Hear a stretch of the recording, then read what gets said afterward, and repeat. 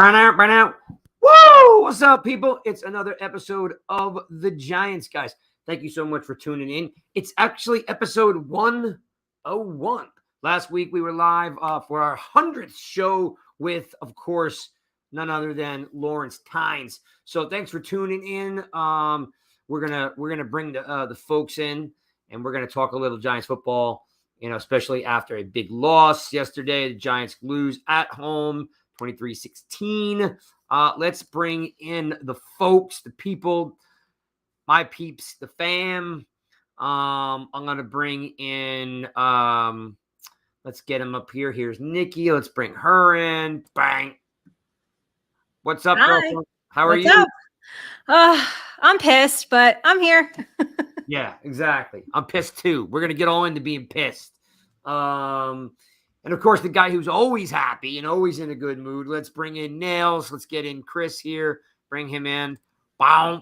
What's up, baby? Hey, Craig. Hey, Nikki. Well, not in a good mood today. Hey, yeah, we're not in a good mood today, but we'll make the best of it. Well, thanks for joining me this evening, you two. A little golf clap for both of you. Welcome to another episode of the Giants Guys, brought to you by Astroflave.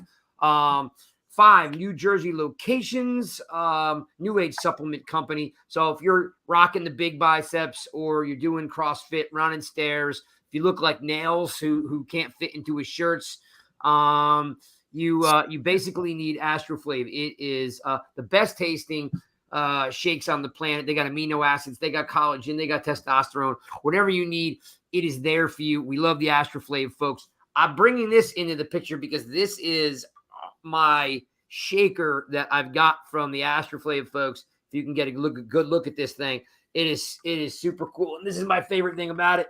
Look, the mixer is actually in the top of the lid, right? Stainless steel inside. Badass. Get yourself one. Discount code NY Giants Rush. Let's talk football. Get yourself one. Discount Whoa. Sorry, I was sending it out to people. Hold on. Sorry. I'm like, wait a minute.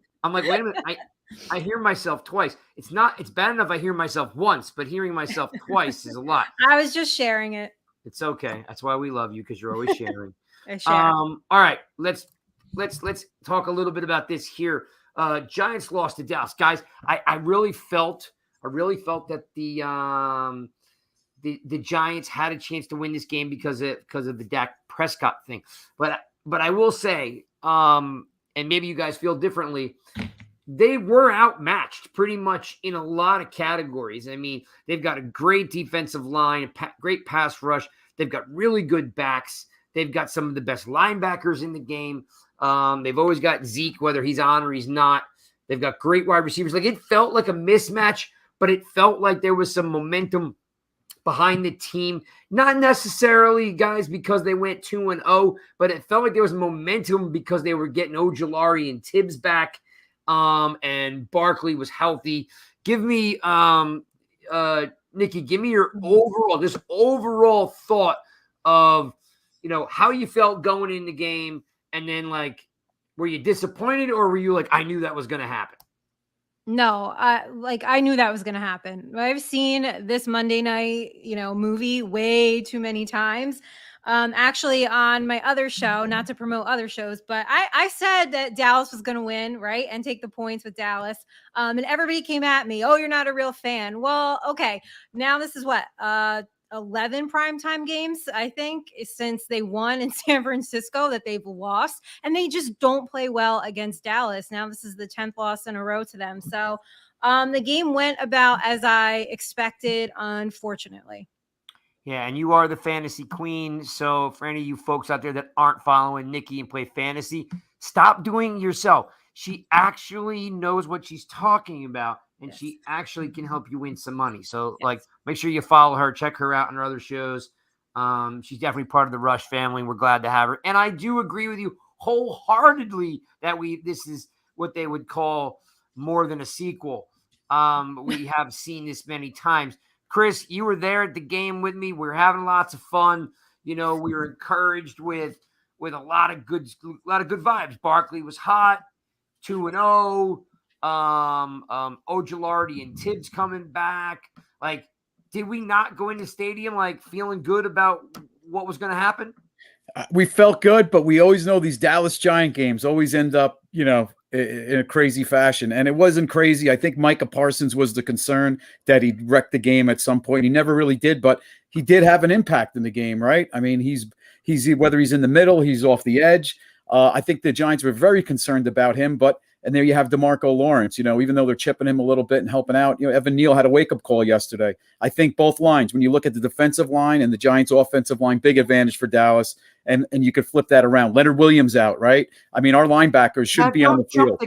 Don't jump the gun. Sorry. You're getting way too far ahead. I know. So bottom line is, I think we're all apprehensive yesterday going into this game. We're optimistic, but it felt like it was 30-10, even though it was 23-16, right? You felt like it was actually not as close as it was. It was one of the most boring games I've watched in a long time. And I don't usually use that word with football because it's always fun. It's always exciting, right? But I mean, just not very dynamic. Like I was thinking like, you know what? Kafka's first time out to shoot, playing against an NFC rival. I thought they were going to put the pedal to the metal. I also thought they were going to go right at Parsons because when you look into the analytics, he's definitely like that off-ball linebacker in space where he can make plays. But when you run at him or throw at him, you have a little bit more success. So I think that was part of the game plan. But I will say overall, like it was very conservatively coached and played pretty much for 2.5 quarters. Right? Wouldn't you agree, Chris, that was a pretty conservatively coached game? Yeah. And I think in a way you couldn't blame him. I mean, look what he's working with, right? Especially at the receiver position and the interior line. Oh, all right. Well, let's talk about like, okay, so yes, they lose. Okay. We're kind of used to that, right? As Nikki alluded to. Yeah. A lot of games. But let's talk about Jones, because what we can say, love or hate Jones, was a gutsy performance from Jones, and gave you another reason to say, man, this kid does want to win. This kid is trying to do everything he possibly can with limited talent. Nikki, what was your overall thought on Jones? I was, he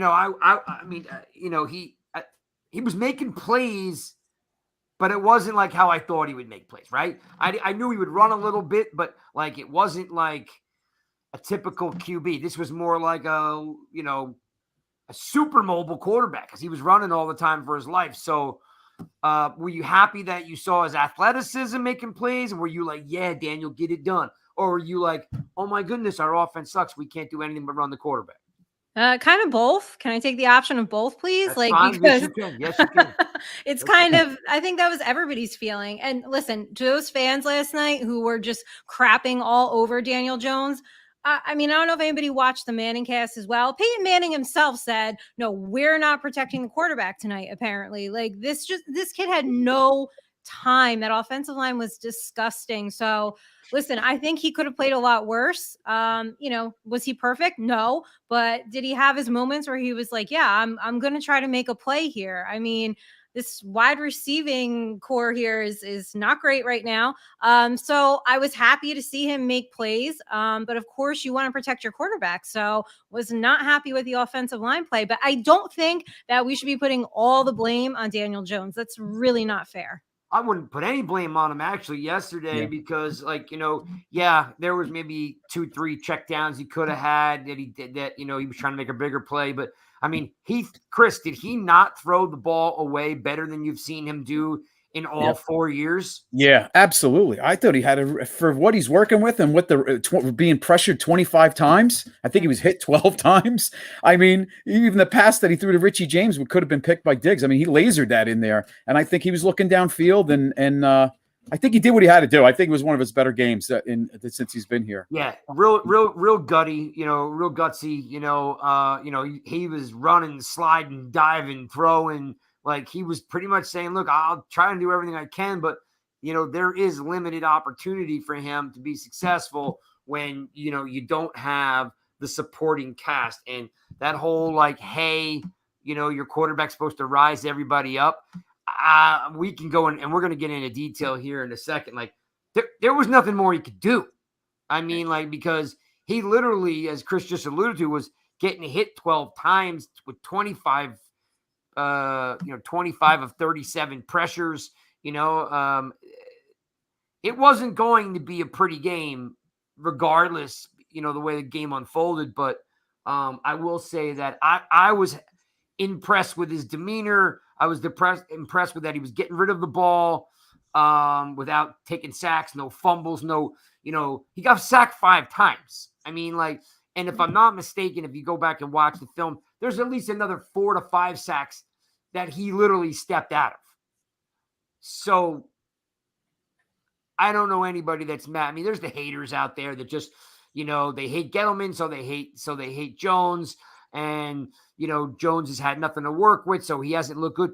Listen, I want a great quarterback too, But anyway, I think Daniel played a super gutsy game with very limited resources to win. I was actually surprised that Kafka called the game that he did. It was really super conservative. Chris, did you not expect a little bit more out of the game offense? Yeah, I think the first half I even said to the people around me, it was like watching a Judge offense and Garrett again. But I understand why. When you have your best receiver, well, listen, Shepard was in the game, but look who he's working with, right? Some of these guys, James was a special teamer. He's now, 20. He's 12 receptions already or so in the last few games, or maybe he's like 20 receptions, close to it. Yeah, he's like the number one guy. 17, he's got 147 yards on 17 targets. Yep. These guys are a bunch of number twos. Bellinger had a great game. I thought he played well, but I look what he's working with. We got it. It's time. It's time we have to upgrade this in the offseason. All right. I got to get something off my chest. All right. I'm challenging you Giants fans right now, because I'm really hey, listen, I appreciate all you guys supporting the Giants guys and NY Giants Rush, but I got to tell you guys something. I'm going to put this on screen so you guys can see what I'm talking about. This is really annoying now, okay? I'm sick to death of Dallas Cowboy fans coming to MetLife and cheering their ass off, and I can hear "Let's go Dallas" over "Let's go over Giants." It's embarrassing. You folks are embarrassing to let that happen. Get your ass to a game. Stop being bougie and selling your tickets to Cowboy fans. There were 20,000 Dallas Cowboy fans there. And I'm sure you all know who you are, and you all know a Dallas fan. But it's embarrassing for a home game to hear "Let's go Dallas," and we all just go like this. Oh, wow, what do we do? What we do is we cheer. We're supposed to be loud. We're supposed to be New Yorkers, or metropolitan area, whatever you want to call it. It's really embarrassing. I just got to get that off my chest. I can't stand it. And by the way, fights. It's always Dallas fans fighting Giants fans, or Dallas can't fighting each other. It's just pathetic. Stop selling your tickets. Eat them if you have to. All right. Look, go to NY Giants Rush, DM me and tell me I'm not going to the game. Do you have a Giants fan that would go to these games? Because guess what, folks? You've been following us for a while, or maybe for some of you new folks, we've got Zane, we've got Spartan Mike, we've got Mike. I have a whole crew of guys that didn't go to the game because they didn't have tickets. They said you had to sell them. I would have sold them for you. Stop selling them to the opposing fans, especially Dallas fans.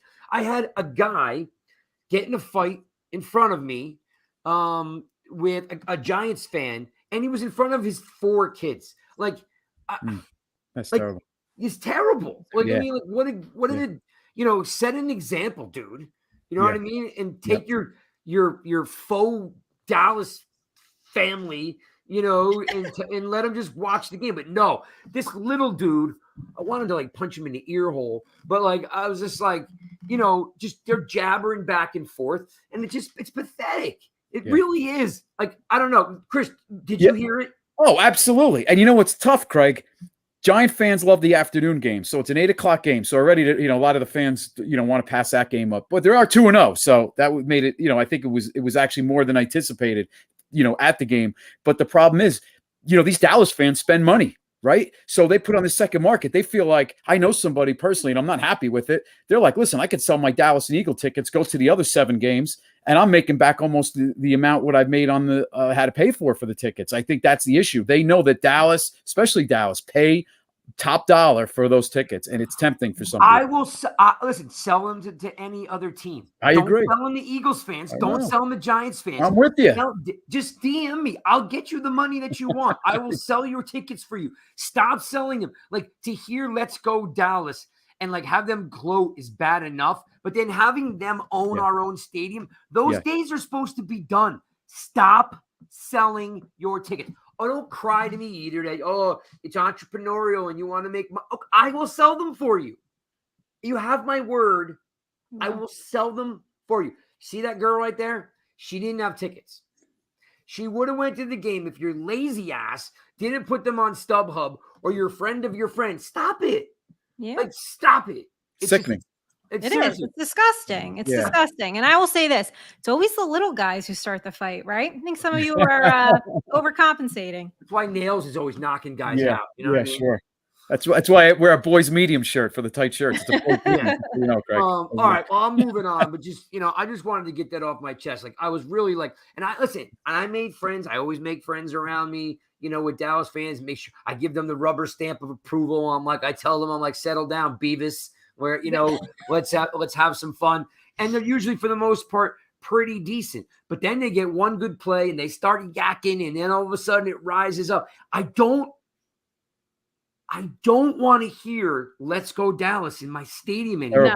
No. We've heard it through Shermer. We heard it through McAdoo. We heard it through Judge. No more. Yeah. Okay? You guys all got together and wore white. Yay. You waved your towels. Yay. Do not let people say "Let's go Dallas" or "Let's go Philadelphia" in our stadium. No. Stop selling them. Call license plate guy. He'll get rid of them for you. I'll get rid of them for you. Call Chris the Entertainer. He'll get rid of them for you. Call Bobby Skinner. He'll get rid of them for you. Call anyone. We will get rid of the tickets to Giants fans for you. Okay? People will pay top dollar. All right? Yep. Stop selling your tickets to Dallas and Eagles fans. All right. I'm off my soapbox. Guys, let's talk about Jones running for his life. Nikki, offensive line was supposed to be revamped. We have, bookend tackles. We signed Glowinski, which was supposed to be a huge upgrade. Then Lemieux gets hurt, but we have Azudu who steps in. Then Azudu gets hurt. We've got a revolving door at center once again.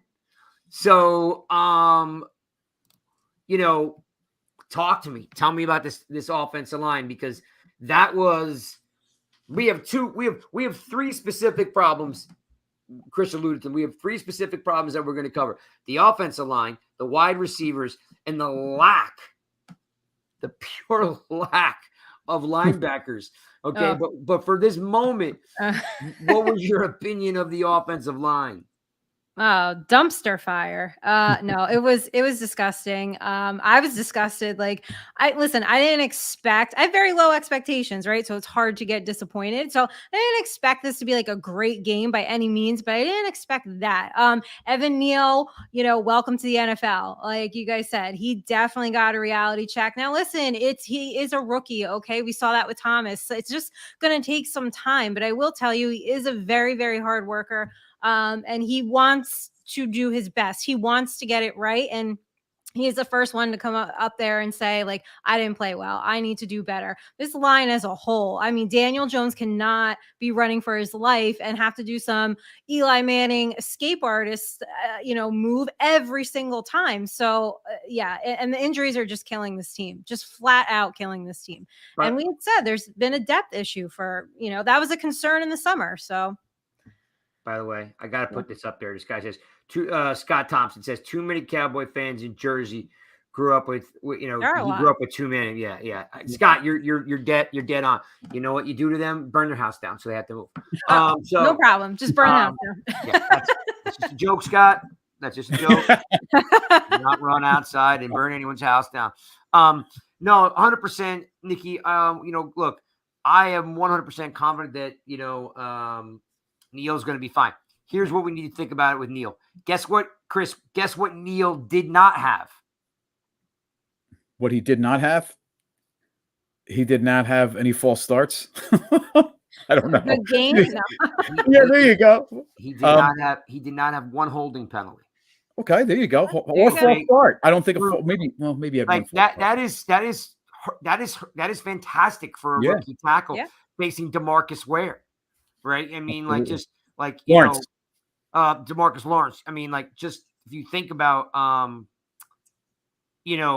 that's what rookie tackles normally do. Like Flowers did it every dang play. Oh Like, God. like I know, bad memories. Ugh.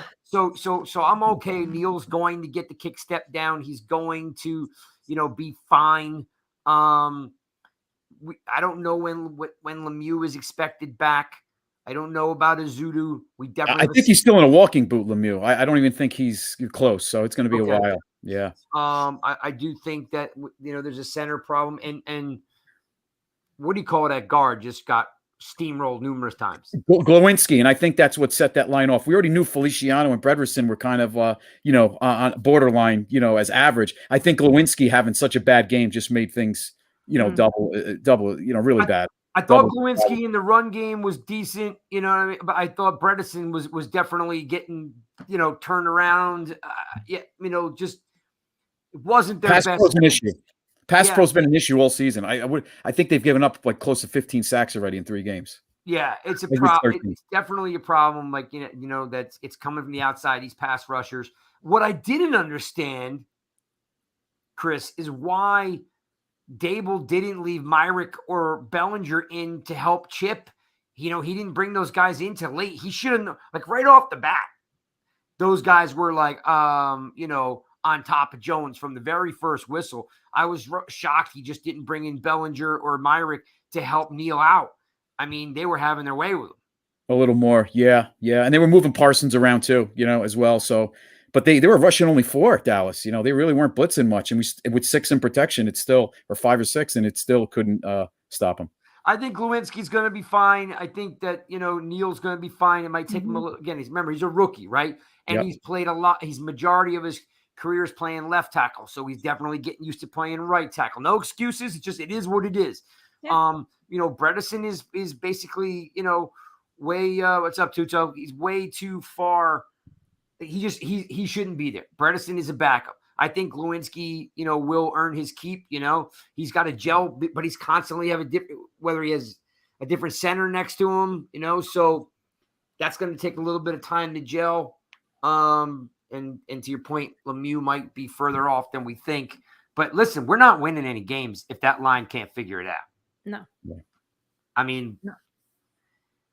Barkley had some nice runs. He grinded for some yards. He popped one big one. He made a sweet cutback that was just beautiful. And he's running behind his Pats. So, I think the run blocking, which Glowinski did great because in Indianapolis, he really blocked for Taylor. Jonathan Taylor. Taylor, and did a nice job of it. So, yes. Yeah. I think the center is definitely an issue that has to be on our radar for next year. Feliciano's not the answer. And Craig, you hit the nail on the head. I mean, we're playing with a lot of backups. Other teams with depth, Feliciano, Brederson would be on the bench. Crowder, Calipro would be on the bench. Guys like Flott wouldn't be thrown in there so quick. A guy like Fabian Moreau, who's picked up a couple weeks ago, be as a backup. So we're playing with a lot of guys starting that would be normally as depth. That's a big issue. Yeah. Yeah, we need Lemieux to come back healthy. And I know Mark Thompson's saying that Glowinski's been a disappointment. He's been a different disappointment in the pass game. He's done fine in the run game. I mean, Barkley, if I'm not mistaken, is still leading the league in rushing, or he's right at the top, So, Glowinski was always more of a road grader type of player to begin with. And we were hoping that with him being next to Neal and whoever the center was, that those guys can anchor it down. So he's definitely, Mark, having some trouble in the pass pro. But I also think that has a lot to do with having a weak ass center. Mm-hmm. I just don't think we have a dynamic center under any circumstances. And then the left guard, we're kind of doing the whole Azudu, Bredesen, we're kind of rotating these guys. But the line's gotta figure it out. That is the weak link right now for Jones. He's running for his life. Yeah. Craig, if I can add, and Nikki and everybody there, usually here after training camp, it takes these teams a month. And remember, these guys haven't played together, a majority of them on the line. So you usually hear getting into October is really when these lines start to gel a little bit and start to make some progress. So I'm hoping, as we get into October next week, we see a little bit more progress with this line as they start to work together a little bit more. No doubt. And I think also too, like I said, Kafka and the line coach, they'll probably have some other things down, maybe whether they might have installed it, but maybe they haven't reached for it yet. So we can only hope that it gets better as it goes, because yesterday was just ugly when it came to protection. I mean, it looked like Giants of old there for a minute. I think I said a couple of times, I said same old Giants, because Jones was running for his life. Yeah. You know what I mean? Like literally, he must have stepped out of 4, 5 other sacks. All right, let's keep flying through. I definitely was disappointed in the loss. It was a little bit of a boring, half. I definitely thought Kafka would have definitely reached into the bag of Mahomes tricks and pulled something out. Let's get into like the 800-pound gorilla in the room. and that I hear Nikki the sigh. 72 million pound gorilla in the room. Oh. Yeah. And that's the bigger, it's not, listen, the offensive line is the biggest issue because Jones doesn't have any time to throw. However, when he does have time, there is no one, and I will repeat, there is no one actually open. Okay? Like all you Twitter GMs, I'm waiting for you guys to pop in here with how you watched the all 22 and how he missed this throw and that throw. I know. Come on, come in, please. Yeah, exactly. He's so terrible. Where are you? Where are you? You know what you're doing? Because you're watching tape and you can't find anything. You know why? Because nobody was open. Zero, zing, zip, zilch, zero. Like, there is no separation, guys. No separation from these guys. Let's start at the top. Okay, we got a $72 million, and I know Nikki's going to lose it. All right, we have a $72 million receiver, Nikki.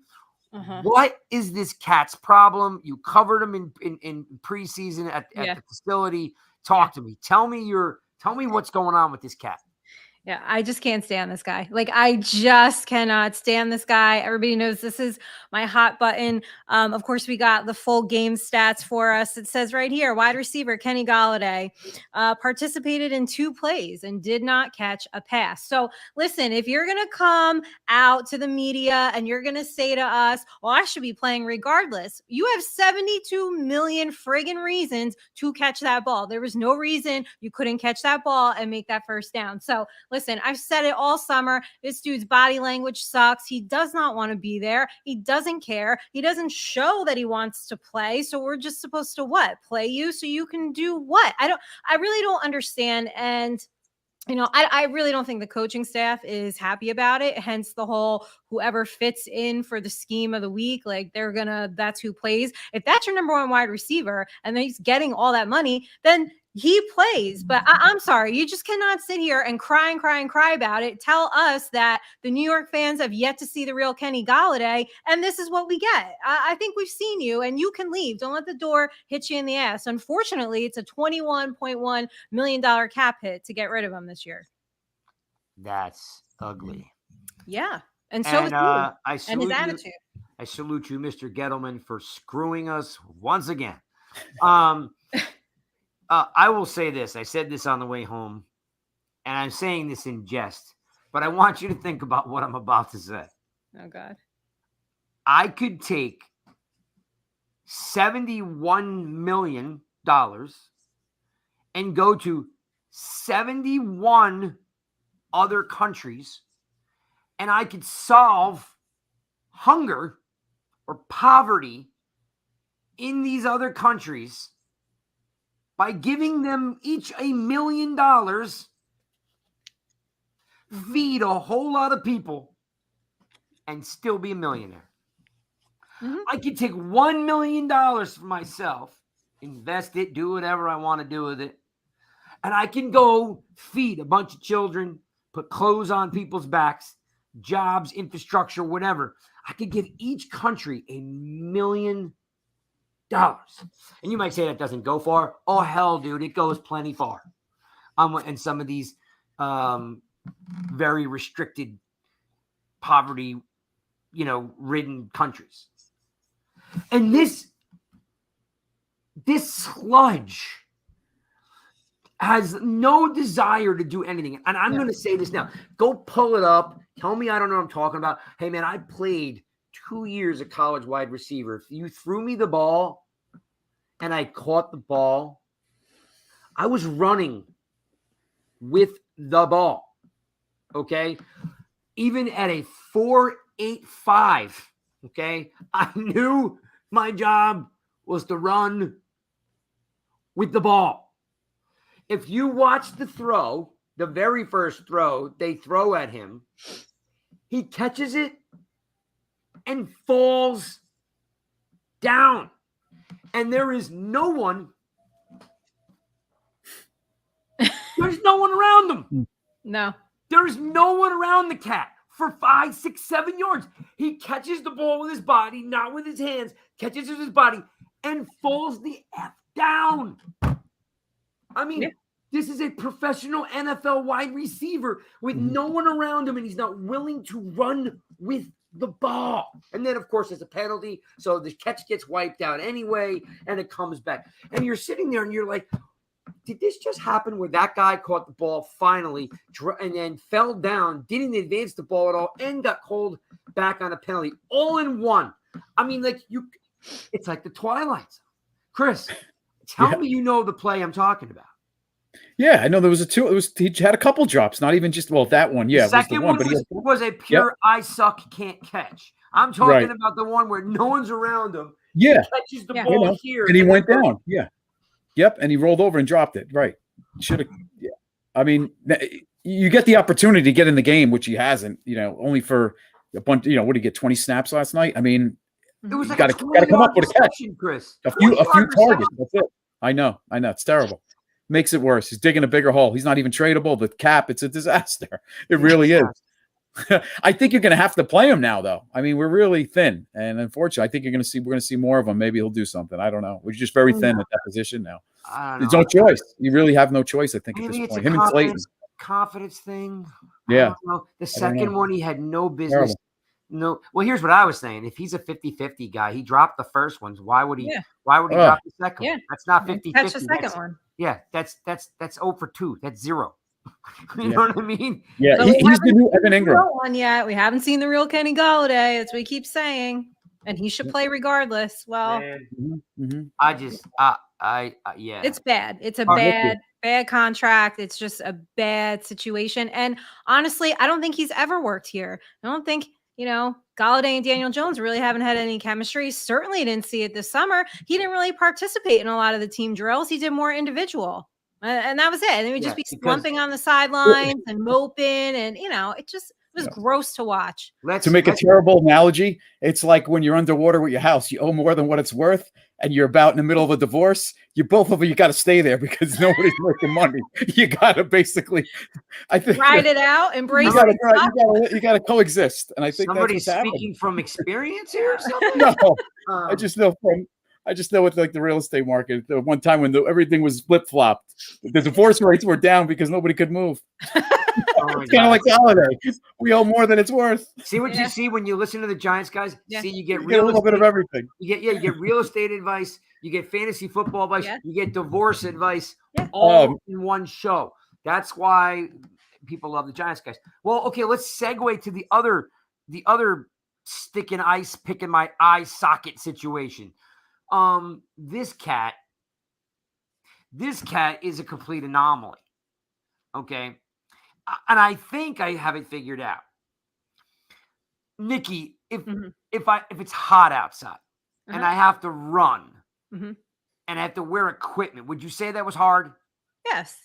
Chris, if I had to get in the weight room and push a bunch of plates around and actually try to get stronger, would you say that takes hard work? Of course. I just think that Kadarius Toney is allergic to hard work. And I think that like this guy's like, whoa. Wait, I just can't walk in and play. I have to learn the playbook, go to camp, go to OTAs. I got to practice. No. I don't do that. I got an elbow injury. See, I got a toothache. I got something wrong with my earlobe. I mean, this cat goes from healthy to scratched in like literally hours. He is literally sabotaging his own career because guys play hurt all the time. Not this guy. This guy is shut down week after week after week after week after week. And he is not, and listen, okay, you guys love him. Guess what he isn't? Dependable. Guess what he isn't? Available. Guess what he isn't? A student of the game. You can't grow a franchise with guys like that. Chris, tell me I'm off my rocker. No, you're right. He treats us like college. I mean, I don't think he understands. He's a professional now. This is his craft. He needs to work on his craft, whether it's in the playbook, whether it's on the field. And he's not, it doesn't seem like he does it or he doesn't care. You know, the guaranteed money on that rookie contract, I don't know what his motivation is, or he doesn't have a motivation. Maybe it's the rapping, you know, the music. The rap music is more of a motivation. I don't know. Right? I mean, I just don't know what makes this guy tick. It just seems like you just can't figure him out. And I want it to work. The guy's electric with the ball in his hand. He's a ton of fun to watch. He's got so much ability that the Giants could use, whether he's throwing the ball, running the ball, like just reverses. Like, and you know what, Craig and Nick, he has a great smile, great personality. He could win so many fans over because he's got that engaging personality. Gave a crap. Yeah, just work on your craft, man, and just get out on that field. Like he doesn't realize this is the New York Football Giants. Like this has got decades of people attached to it. They want to see exciting, right? You know, the days like we're sitting around here, we're like, okay, you know, Toomer and Plaxico and Nix and Cruz and Odell, they're all gone. We're waiting for one guy to make a freaking play. And the frustrating part, he's electric, right? He's got the moves. He's electric when he's out there, and he just can't get out there enough. So, yeah, that one's also painful. So now you're looking at, you know, an offensive line that's struggling, and Jones is looking to throw the ball. There's no one downfield. There's no one open because those are your one and your two. So your two is scratched. Your one doesn't want to be there, can't catch, there's no yak at all from him. You know, he doesn't catch the ball, you know, yards after the catch for some of you, you know, non-Atlantic people, metric people.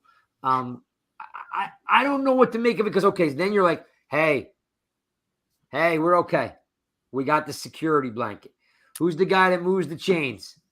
Who's the guy that moves the chains? Shep. Don't got him anymore. This poor soul. Yeah. Like this guy, you know, Barkley said, you know, we don't know yet, you know, the extent of it. We're going to be here for him. And if you didn't see the tape, Barkley said, this is my best friend. Yes, it is his best friend. He had said that many, many, many times. I mean, and I love the dude. He took a pay cut to come back. Mm-hmm. You know, I think he had some off the field stuff with the wife, and I know they were working on stuff and the kids, and just, man, like just to go concussion, then concussion free, to Achilles, to ACL. I can't remember anybody having such bad luck. You know, like Cruz, which, you know, they're somewhat similar. I mean, I think Victor Cruz was definitely a better wide receiver overall, but Cruz had the knee thing, like not the concussions and all that stuff. This is just devastating because now there isn't that security blanket anymore. And by the way, let's not fool ourselves. That cat is by far the best downfield blocker I've seen since Amani Toomer. I mean, this guy, without that downfield blocking, we're going to miss it, and we're not going to realize it until it happens. Nikki, he hasn't spoken, right, yet? He hasn't come out and said anything or anything, right? No, not yet. Nope. Nothing yet. I feel bad for him, though. And I know, like, the team had said, all summer. We value his leadership. He is the one that gets the team going. He gets everybody riled up. He's such a great player. You feel bad for him. And I wonder, is this it for him? Like, can his body take any more? It's in the world of business, new regime, it would be most likely it would be the end for Sterling. Yeah. You know, you're talking about in 4 years, you're talking about concussion, Achilles, ACL. That's devastating. Do I think he could come back? Yes. Do I think somebody would give him a 1 year, veteran minimum to play? Yes, I do. Does he need to? Not sure. But it won't be with the Giants. I don't see it being with the Giants. I'm crushed for it. I really am. So your security blanket now is gone. So now you're 1, 2, and 3 are all off the shelf. Mm-hmm. Nikki, Richie James didn't have a great camp, but looks great right now. He's, like I said, 17 targets, 147 yards. Really happy for him.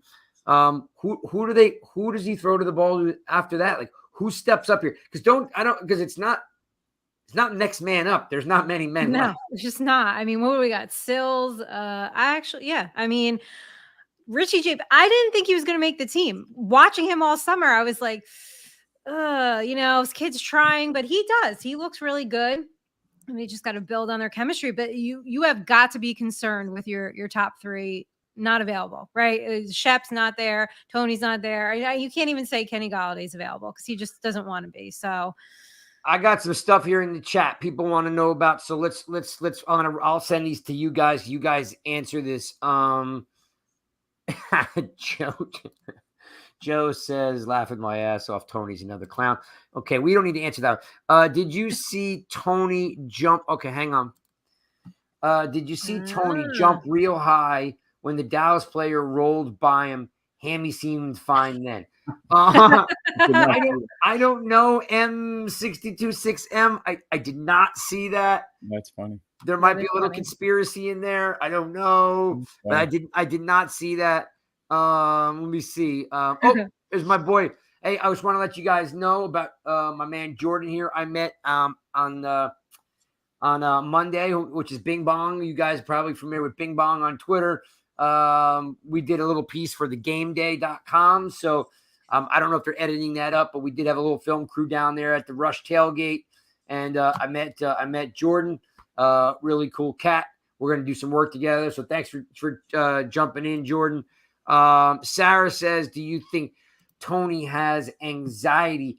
I got to say, no, I don't see that being, I don't know, Chris, your thoughts, anxiety with Tony? I don't know. I mean, I wouldn't, it's hard to say personally, like, what's going through him or if he's ever seeked help for something like that. But I don't know. I think it's just, he's prone to injuries. Going back to Florida, he had that foot injury, right? It seems like this has just been a long history of problems.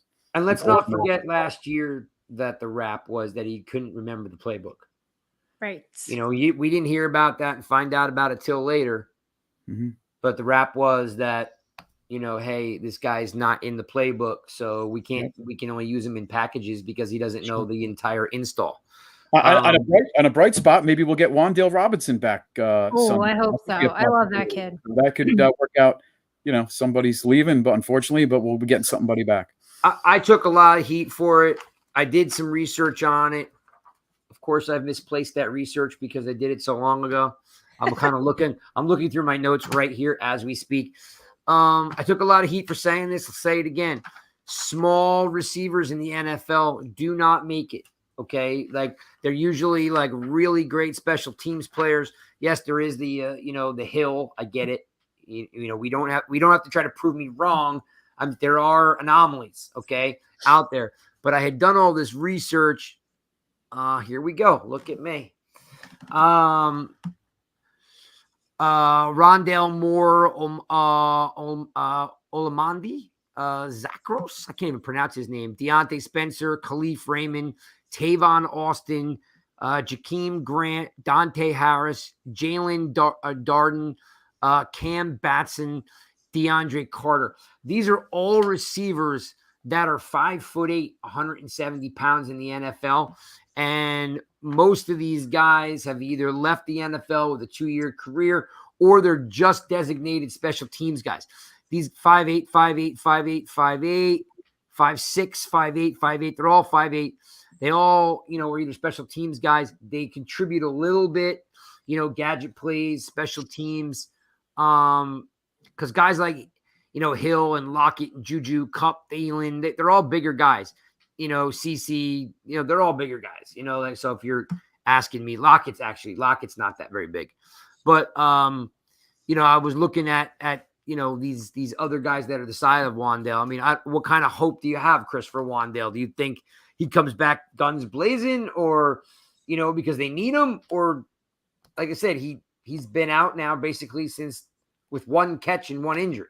Yeah, I think it's going to take a little time. I don't think comes back guns blazing, but I think they're going to have packages for him right away. They're desperate, right? I mean, look what they have. And, he's not one to stretch the field. I think more so you're going to see Darius Slayton probably, be forced into a bigger role now. They need somebody to stretch that field to open things up, and that's been a problem. Sills isn't going to do it. No. So they're going to, obviously Galladay is not going to do that. They're going to, I think Slayton's on his way in a little bit more.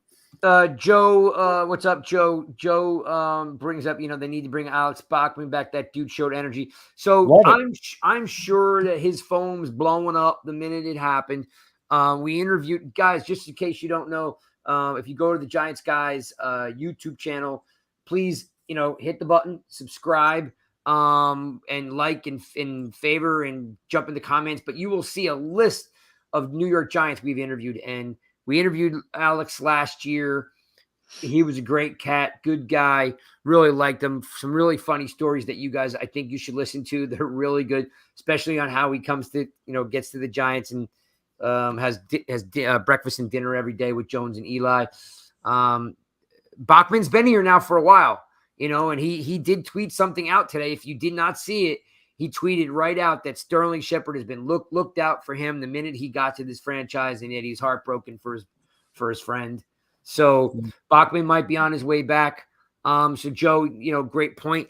It's not a difference maker. There are guys out there, Nicky, like Will Fuller and Hilton. Right? There's a couple guys out there. Do you think? Do either one of you think? Well, I'll start with you, Nicky. Do you think the Giants sign anyone here? Because there is also the Cole Beasley buzz. Mm-hmm. He's signed by Tampa Bay. They brought him up. He played. They sent him back down. I checked the roster today. He's still on the practice squad. It means that he can be plucked off that roster, but he has to start for your team. You can't go practice squad to practice squad. Nicky, do you think the Giants are going to sign anyone here?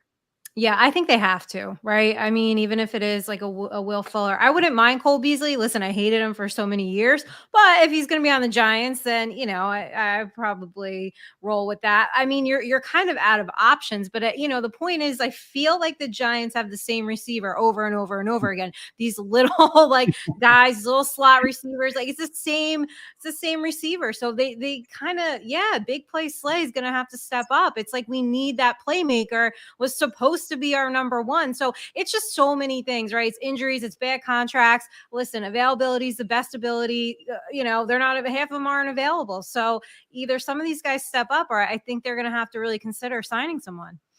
Chris, they sign anybody? Yeah, well, 2 roster spots opened up because they're putting Shep on the IR. They released Antonio Williams, who I like, but he'll probably end up on the practice squad when he clears waivers if nobody grabs him. So that's 2 roster spots. I think you're going to look for maybe Jalen Smith being brought up, help out in that linebacker after a week of practice, maybe.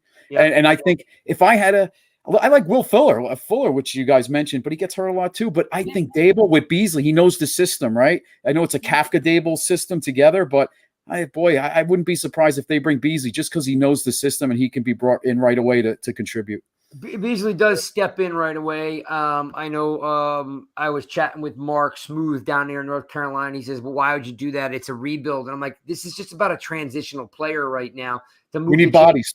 Yeah. Here's the thing with what people don't understand, and I'm not trying to soapbox you folks. The coaches are here to win, and they're here to develop players, and they're still here to win games. Like, no one wants to win 2 games. They want to win as many games as they can, and they're not going to, it's that the GM's job is, he's balancing the money for next year and so forth, but they still are coaching to win. You don't, right? That's the old cliche, right? We play the game to win. I mean, hell, we're 2-1. Who would have thought? I feel like we're 0-3, but we are 2-1. I know. Yeah, I know. but we do understand that, like, having the receiver situation that we have, Beasley steps in right away. Will Fuller can catch the snot out of the ball. He just he trips over his own shoelace, and that dude's got a torn ACL. Yeah. All right, let's do this. We're working our way down. Tony Shep Galladay. Let's talk about somebody who actually had a good day and made the PFF rookies of the week, and that would be friend of the show, Daniel Bellinger. He's slowly coming on, Chris, right? Like, a bunch of catches this week, all short stuff, 4 yards, 5 yards, 6 yards. We had a touchdown 2 weeks ago. We interviewed him here. Again, guys, if you're new to the show, go to the YouTube channel. You're going to see a ton of interviews there. Bellinger, Kurt Warner, Lawrence Tynes last week. But Bellinger was a cool guy. Chris, what do you think about the development of Bellinger? I know it's going to piss off a lot of Giant fans. You know who he reminds me of? A young Jason Witten. He's not going to blow you down the field, but he's going to catch everything, which he has. Obviously, the first week, I think he maybe missed a ball, but his blocking's improved. He's a good blocker. Yeah. And he'll get you those tough catches. And he showed that yesterday and last week when he showed his athleticism, right, diving into the end zone. So I think great things are ahead of this kid. Just stay healthy and keep working. I like him. Yeah. And I mentioned this also, too, in a tweet today. It could mean Austin Allen comes up because if they start throwing the ball more to Bellinger, they're going to need a blocking tight end. And Chris, we're going to get to linebackers in a second because that Jalen Smith thing is going to happen, has to happen. He was on the team last year. It's not like the guy can't play. Joe says he likes Bellinger a lot. Yeah, Bellinger, as we know, we interviewed him. We saw his personality come through. He was a good dude. Nikki, don't you think throwing the tight end right around now is a pretty good idea to kind of like take a little page out of the Kansas City playbook and the AKA Kelsey thing and try to get more shots to Bellinger? Yeah, absolutely. I'm here for it. I get so excited every time they get him involved. And sometimes it's like, why is it taking so long? But I think he's developing nicely. And, as he starts to come into his own, he's going to be a real problem for the opposing defenses. Yeah, and he's pretty good with, when the ball in his hand, like I said, that touchdown he went down the sidelines, dove out. He went down the sidelines yesterday in the game, kind of actually right in front of me. He caught a ball on the sideline. So he's got a little bit of a burst. And Chris, you reminded me that Ferguson, I don't know how many snaps Ferguson got for Dallas. We'll have to look that up. Yeah. Right? My boy not Ferguson. Sure. I know that's your guy. Right. Yeah. Well, he was my guy, not anymore. Now at least he didn't score, right? You would have been torn emotionally. Yeah. At least he didn't score. I would have been like, oh. But there is we could have had him. Yeah, they could have had him. But look, I really like Bellinger. Yeah. And I think even, like I said, even what do you call it, could come up to help. Jalen. No, the other tight end that they. Austin Allen. Austin Allen could come up to be a blocking tight end if they're going to put Bellinger out in more routes. That could be something too. Austin Allen was cut and brought back. Guy 6'8", big target, but also big body to block. All right, let's get into we're off the receivers, and folks, we need something. We need something. Like, it'd be great if Galladay and Tony just were like, we were just kidding. We're back. You know what I mean? Like, that would just be awesome for them to be like, April Fools, watch us go to town. But I don't think that's going to happen. Let's talk about one of the bigger issues we had yesterday, guys. I'll pop this up here. Defense, no backers, missing Leo. Chris, they just had all sorts of trouble at the second level yesterday. I tweeted out that it was embarrassing because, like, I don't know. Well, at first I didn't recognize McFadden on the field because he changed his number to 41, which was like super weird. Like I was like, who's the dude with the ugly number? And I'm like, oh, it's McFadden. Yeah. McFadden didn't have a great game when he's in there either. I think he's used to, making tackles by diving at dudes. you know, and with his strength, just pulling guys down. I thought he missed a bunch of tackles. And God help me. God help me with Ty Crowder. Oh. It's all over the news that, you know, he made one big hit on Henry. So he just thinks he's a thumper now. This cat is not an NFL linebacker. Chris,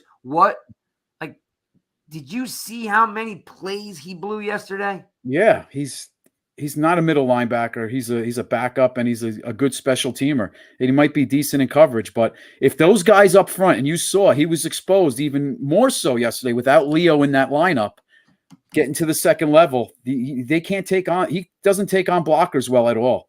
And Calitro, God bless him, he made the team. He works hard. He's a journeyman. He's not a starter either, and that's what we have in the middle right now. Jalen Smith, who, you know, kind of flies by the seat of his pants sometimes, but I'd rather have him in there than these two guys. So we'll see what happens. In case you don't know, Jalen Smith was a highly drafted Dallas Cowboy. He was let go, I think, after an injury. I think he went to Washington maybe for a year. Green Bay for a short time. Thank you, Green Bay. And then they cut him. Giants picked him up last year right before the Dallas game. He came and gave him a bunch of intel. Didn't help. We lost anyway. He played well, Craig. He was all over the field. He did play well. He did. It's a great point. He did play well, and they still didn't bring him back. And what's the head scratcher here is why does new regime too, Craig? Right? Everybody was gone. You know, we had a whole new coaching staff, so maybe that. But he wasn't in camp with anybody. Like, why? Right? Yeah, that's a little odd. This, you know, head scratcher. This guy must be a complete psycho because like nobody wants him on the team. No, I will say, if you're a veteran, maybe it was too much of a risk. Right after week one, maybe teams would think about signing him because then they're not held to that contract. So that's why they felt like there's a bigger risk there maybe if he makes it to week one. I don't know. How much does the team miss Leo, Nikki? Oh my God. If last night didn't tell you, I don't know what will. This is a glaring issue, a glaring problem. And yeah, just not to go back on Tay Crowder, but can everybody stop like overhyping his one big hit on Derrick Henry? Like, it's just not there for him. It's just not. It like he had one great play, but if you guys watch him, you know, it's not great. So let's just calm down over there. But yeah, Leo not being there, wow, that was brutal to watch.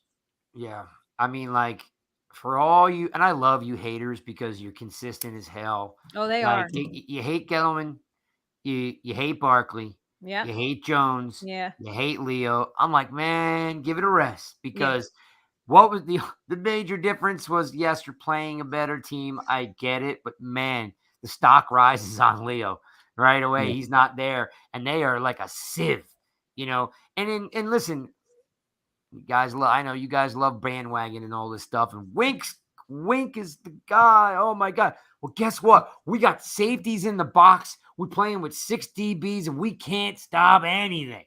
They got 3 backs running through us like we're paper mache. And because, hey, I love McKinney, love him, love Julian Love, love him. Those dudes are safeties, not linebackers. Okay, you need an old school. You guys don't like linebackers. You're like, they're overrated. They suck. You guess what? You can't win without one. Okay? Yeah. You need 2, but you can't win without one. Crowder ain't it. Calitro's been on 6 teams. I'm praying that McFadden is you know, Blake Martinez light. I don't think he had a great game, not a bad game, but you know, he's got the ugliest number in football. But I mean, who wears 41? Like, is that like something that like you like? Hey man, I know it's popular, but I need 41, and everyone's like, take it. There you go. You know who wore 41, Craig? Dave Thomas, if you remember the cornerback years ago. I think he was number 41. If you remember a guy like that back in the 90s. I don't know why I remember that, but he sucked too. he was all right. Yeah. 41. See, Chris is nicer than me. He says he was okay. No, he was all right.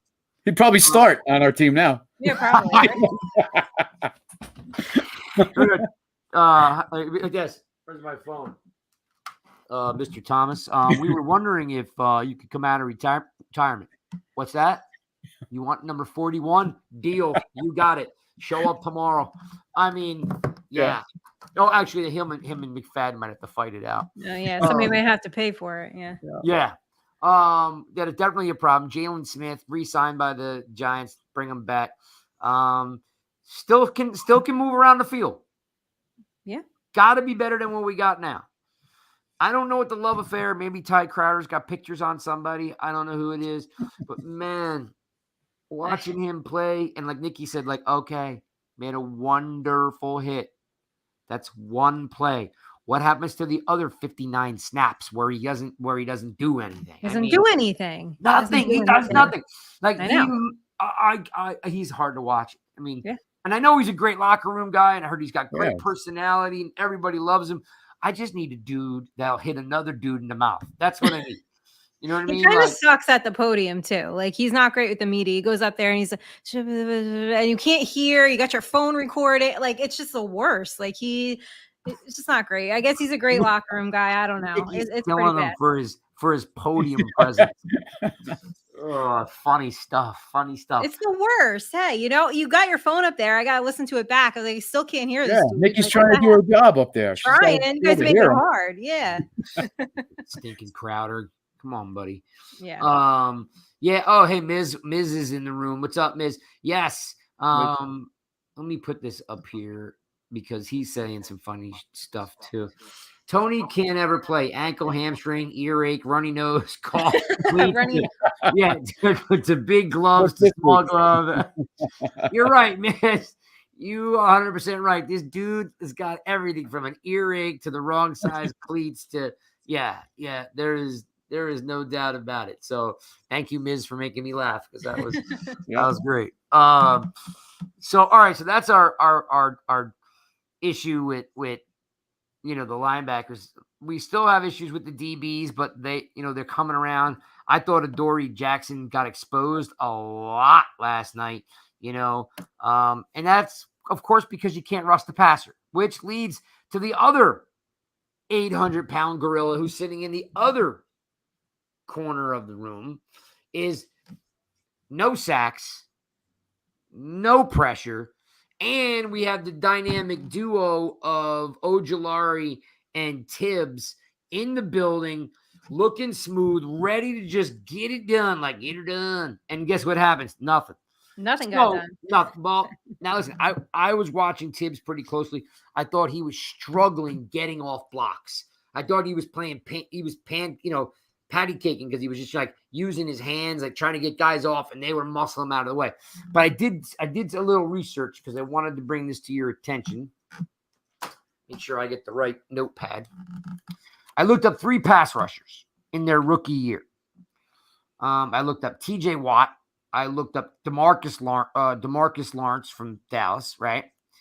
And I looked up Nick Bosa. Now, some of these guys are defensive ends, so don't get all crazy on me. Don't get all judgy. I'm just looking at pass rushers, okay, in their first game because Tibbs has been out since preseason, right? T.J. Watt in his rookie year had 7 sacks.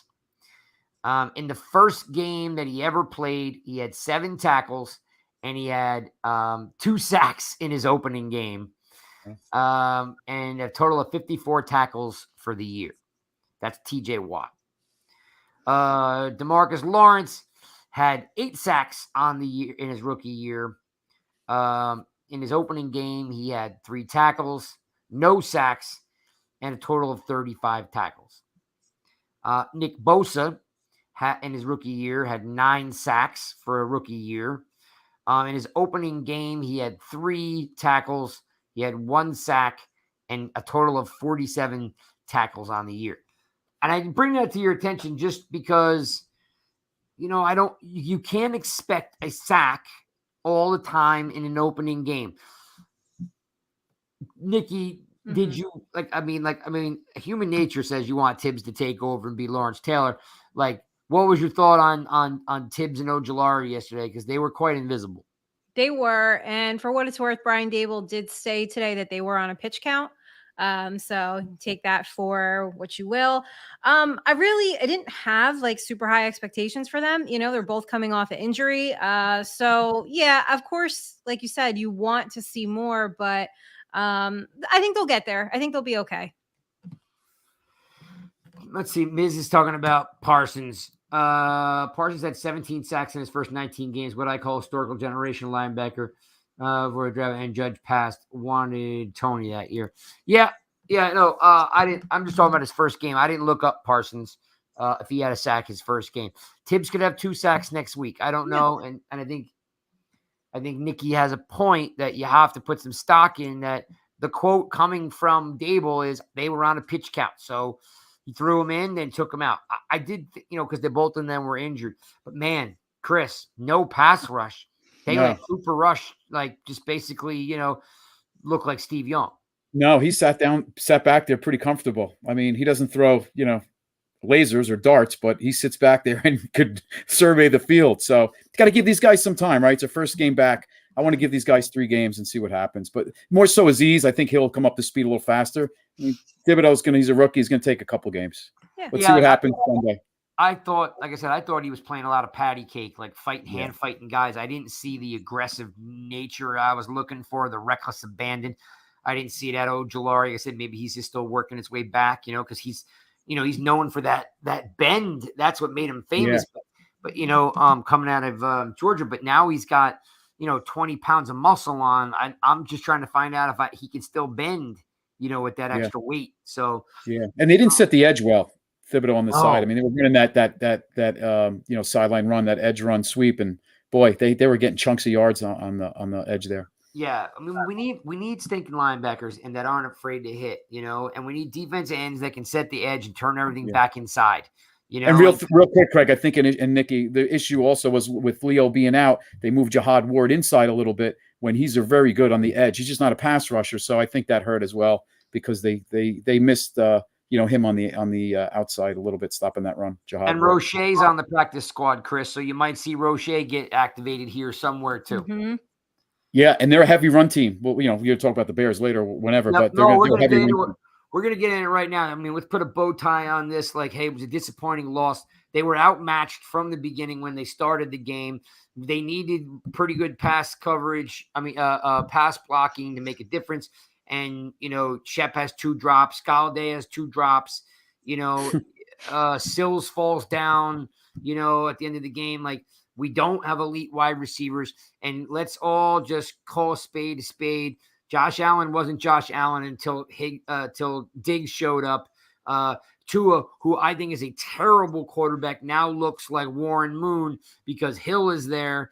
These guys are, they're great when they've got someone to chuck the rock to. Playmakers, right, Craig? Playmaker. Yeah, we need a playmaker. Plain and simple. Plain and simple. See that? That's why she gets paid the big bucks. Plain and simple. you gotta have. It doesn't have to be complicated, Nikki. Right? Sometimes the simple explanation is the one that works. That's right. Sometimes football, when you break it down, is very simple. Get the ball in your playmakers' hands and get playmakers. Yep. So wrapping that up. Flop may turn into a playmaker. We already know McKinney is. We know Love is. And we're hoping McFadden comes along because again, it's not going to be Calitro and it's not going to be please not Crowder. We're missing some playmakers at key spots. So it is a rebuilding year. Let's talk about guys real quick. Just let's touch on, we are moving on to Chicago. Chicago's not a great team. They've got some ups and downs with an inexperienced quarterback, and not some stars. Nikki, any thoughts on overall on the Bears here? In my eyes, the Giants should be able to beat the snot out of the Bears, but usually when I say something like that, they lose by 20. So what's your thought on the Bears? No, I actually think this will be a nice bounce back game for them, right? Little bit of a get right game. I think for Chicago, their only chance to hang in there is probably their defense. But yeah, I do anticipate the Giants turning it around next week. That was pretty easy. She didn't even fight back. No resistance at all. No, because I agree. And there's plenty we can disagree on, but no, I don't. I'm too worn out. I can't disagree with anyone anymore. I'll disagree with everyone on Twitter. They do it to me anyway. So that's I had a Dallas fan in front of me yesterday. It's all he goes, they probably should have punted there. They should have turned that down. I'm like, leave me alone or I'm going to strangle you in your seat. Chris, Bears, any thought like what they're, it's going to be the field show, right? So, they're either going to let him sling it or he can't, he has a 51% completion percentage. So, I mean, they're going to run the ball. Yeah. David Montgomery, 4.5 yards a carry. And the Khalil Herbert, he has 3.3 yards per carry. So these guys are going to actually, no, I'm sorry. He has like 7 yards per carry. So these guys are going to run the ball. I mean, so the run is the main objective. I'm concerned the Giants haven't got any turnovers these 3 games. I think 1 fumble recovery. I mean, there's no interceptions. Yeah, beginning of the game. I'm sorry, the kickoff first quarter, right? First quarter, right. They had that turnover in Carolina. Yes, right. Carolina with the 2 fumbles, but no interceptions on this for this defense. We got to get an interception on Sunday. Let's pick one off, but I think they're going to be heavy run the Bears. Justin Fields, it's pretty bad, 50% or 51% completion percentage, not very good. I think he's averaging like 5 yards of completion. Home game for the Giants, of course. So maybe we get some redemption. Someone said to me on the way out yesterday, if you look at the home win, home loss record, they don't play well in MetLife. No. Whether it's that crappy turf or it's the wind or, the stadium's not very loud because of how it was built, that tin can that they play in, but it's still a home game. It's where we go. Thanks for all the people that came out and hung out this past. Mikey Fresh was in the building. It was awesome. So we met all of Chris's buddies. It was kind of low key. Monday's low key. It's not like a Sunday. Sunday we turn it up. And if I'm not coaching football, I will be there. If I'm coaching football, it will be the 8th game I've missed since 1984. So don't shame me. No shaming. Guys, let's put a quick score on it. I don't normally like to do this, but it seems to be a trendy thing. Everybody wants to put you under the microscope. Chris, what kind of score are you looking at for this weekend? The way this season's going, it's going to be clawing to the end, to the fourth quarter with a minute left. It's going to happen every game. Either we have the ball with a minute left, they have a ball. I'm going to go 21-20 Giants. Bears are coming down the field with 40 seconds, and a defense comes up big, and they can't get in the field goal range. But we're all going to be on the edge of our seats waiting for the roof to collapse. But they're going to hold it. They're going to hold on. We're going to win it. We're going to win it. The only thing funny about what Chris just said is that the roof collapses. There's no roof on the stadium, which if we had a roof on the stadium, it would be so much nicer in December. That's not football. Come on. We're in Northeast here. Come on. You can't put a roof on that. Don't listen to Chris. He's crazy. Nikki, you got a score you can rest on here? I'll do my official prediction tomorrow. I'm thinking like 23-20 Giants. I think it's just field goal, last minute field goal. Yeah. I'm predicting 3 turnovers in this game for the Giants. Oh, that'd be good. I'm seeing McKinney and Love getting on Fields. I think Jalen Smith's got to prove that he could start, that he can stay on this team. So I think Jalen Smith comes up with 7-8 tackles. I think that Wink is going to be more aggressive because I thought Wink was super conservative this week, and I think that he blitzed at the wrong time. I think he sent some blitzes that were not at the most appropriate time. Hence that Adoree Jackson, 4th down, must shut it down play with a couple minutes left, and they called it a first down. Well, by the way, terrible officiating this past weekend for the Giants. That was not OPI, okay? I'm sorry. That was bullshit. Yeah, there was a ton of stuff going on. Sheps played, and then Darnay Holmes got mugged the guy in the end zone, like stole his wallet, and they call it. Yeah. So bad officiating on both sides of the ball. The good thing, Craig and Nikki, is the Bears receiving core might be just as bad as the Giants. Yes. They don't really have much either. So it's going to be a mirror of both teams. We're going to be looking at ourselves during that game. Well, thanks for listening to another episode of the Giants Guy. We got to clean it up because we don't want to be too late to keep you folks, because you guys don't like when we go over an hour, and we are definitely 16 minutes over an hour. So then you guys won't listen to the end of the show, and then we'll cry. And I'm very sensitive and I bruise easy. So we're gonna wrap it up here. I'm gonna go. I'm gonna stick to what I normally do, and I don't give you a score because I feel like that's a jinx. But they get paid the big bucks to do that. Follow them on Twitter. We do have an Instagram account, NYGiants_rush. Nikki's posting some stuff up there. Have some fun with that. This is the Giants, guys. We're on YouTube. We're on Amazon Music. We're on Spotify. We're on a whole bunch of whatever your favorite podcast platform is. Roll that out. Roll it back. Check it out. Pass it. Favorite. Tell a friend. This is us tuning out for this week. And by the way, shout out to our man, Leonard Marshall, Ring of Honor. Nice ceremony at halftime. My man was wearing a sweet seersucker suit, which was very, very impressive. Especially comparing him to his peers. And then, of course, shout out to Jesse Armstead, who we both were double parked at the hotel together. And the assistant to the general manager was more than kind to me to take a picture. So shout out to Jesse and Leonard and Leonard's family. Congratulations on Ring of Honor. We're OUT out. Peace.